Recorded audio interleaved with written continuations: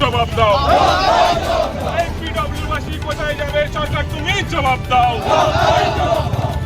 এই যারা জমি হারাচ্ছে তারা কোথায় যাবে? সরকার তুমি জবাব দাও।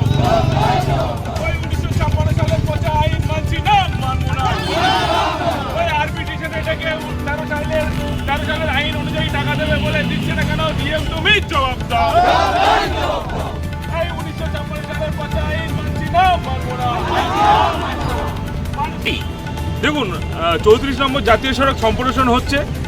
এটা আমাদের আমডাঙ্গার মানুষের পক্ষে, আমরা প্রত্যেকে চাইছি যে রাস্তাটা হোক।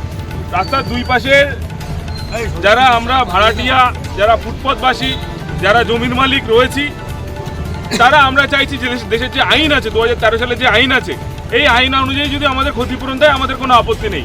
কিন্তু আমাদের রবীন্দ্র ভবনে ডাকা হলো আরবিট্রেশনের জন্য। আরবিট্রেটার আমাদের সব কথা শুনলেন, সেখানে আমাদেরকে আশ্বস্ত করলেন 2013 সালে জমি আইন অনুযায়ী টাকা দেওয়া হবে। কিন্তু যখন আমরা টাকা নিতে যাচ্ছি তখন দেখছি নানান রকমভাবে আমাদেরকে প্রতারণা করা হচ্ছে। এই প্রতারণার হিসাব 2-1 মিনিটে বলা সম্ভব নয়। প্রথম কথা, যে সমস্ত মানুষ যারা আগে টাকা নিয়েছে, কিছু কিছু লোক টাকা দিইনি, খুবই নগণ্য টাকা, হয়তো সেটা 1 লাখ টাকা, 30,000 টাকা, 50,000 টাকা শতক দিয়েছে। আমাদের আন্দোলন করার ফলে সেই টাকাটা বেড়ে গিয়ে দাঁড়িয়েছে, একটা লিস্ট সরকার থেকে ঘোষণা করেছিল যে 7 লাখ, 8 লাখ, 9 লাখ, 10 লাখ, কোনো জায়গায় 4 লাখ। কিন্তু টাকা আনতে গিয়ে দেখা যাচ্ছে কি যে টাকা কম। কেন না? আগের টাকাটা কমে পাবো তার কোনো হিসাব নেই। এছাড়া বহু জায়গা রয়েছে যেখানে স্ট্রাকচারের টাকা পাওয়া গেছে, কিন্তু সেখানে বলছে কি যে ওটা শালি জমি। তাহলে শালি জমি যদি হয় তাহলে সেখানে স্ট্রাকচার কেন হবে? আর 2013 সালের আইন অনুযায়ী যদি আমরা টাকা পাই তাহলে যে অঙ্ক হবে সেই অ্যামাউন্টটার ধারে কাছে নেই যে অ্যাকাউন্ট, মানে যে অ্যামাউন্টটা এখন আমাদেরকে দেওয়া হচ্ছে।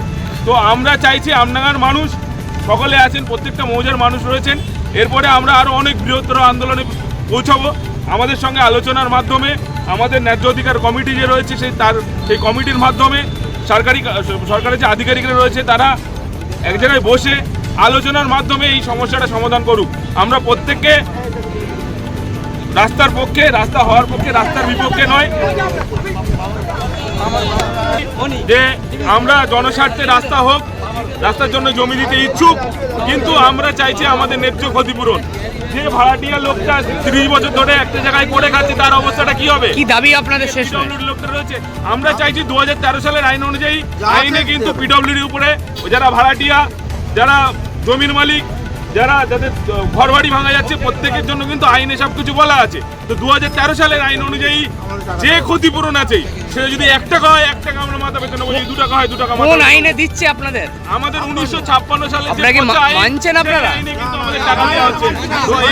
বস্তা পচা আইন, ওইসব আইন আমরা মানছি না, মানবো না। বস্তা পচা আইন আমরা মানছি না, মানবো না। কি দাবি আপনাদের?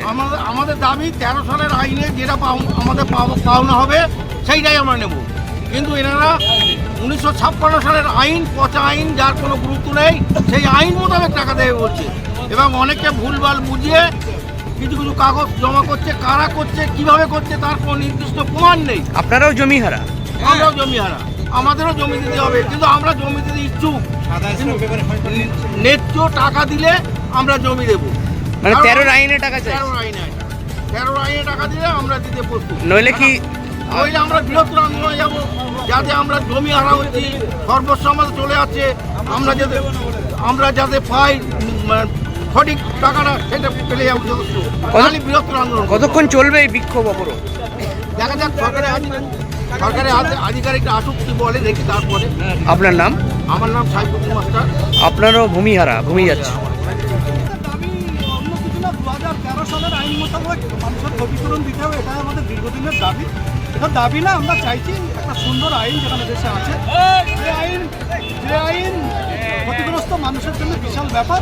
আমরা সেই আইন মোতাবেক ক্ষতিপূরণ দিতে যাবে, কিন্তু সেই আইনের নামে আমাদের সঙ্গে যেটা করছে সেটা মনে করি প্রতারণা। কি চাইছেন এখন? আমরা 13 সালের আইন মোতাবেক, নইলে এই অবরোধ চলবে? বলে আরো বৃহত্তর। আপনার নাম আর দায়িত্ব? আপনি কোন দায়িত্বে আছেন? অধিগ্রহণ আইন 2013 ল্যান্ড অ্যাকুইজিশন অ্যাক্ট পার্লামেন্টে 2013 সালে যেটা হয়েছে, সেই অনুযায়ী ক্ষতিপূরণ পাওয়ার জন্য আমরা আন্দোলন করছি এবং এই প্রতিশ্রুতি আমাদের দিয়েছেন ডিএম সাহেব, তথাপিও সেটাকে বাস্তবায়িত করছেন না। ইতিমধ্যে অন্যায়ভাবে মানুষের কাগজপত্র জমা নিয়ে ব্যাংক অ্যাকাউন্ট নাম্বার নিয়ে একটা লুট করার যে প্রচেষ্টা চলছে তাদের বিরুদ্ধে আমাদের বিক্ষোভ আছে। কি চাইছেন? আমরা চাইছি প্রপারলি 2013 আইনকে বাস্তবায়িত করতে হবে, নইলে নাহলে এইভাবে আন্দোলন চলতেই থাকবে এবং দীর্ঘদিন ধরে এইভাবে চলবে। যতক্ষণ না পর্যন্ত সমস্যার সমাধান হচ্ছে ততক্ষণ পর্যন্ত এই আন্দোলন চলবে। আপনার নাম আর দায়িত্ব? ন্যায্য অধিকার রক্ষা কমিটি আব্দুল সামাদ।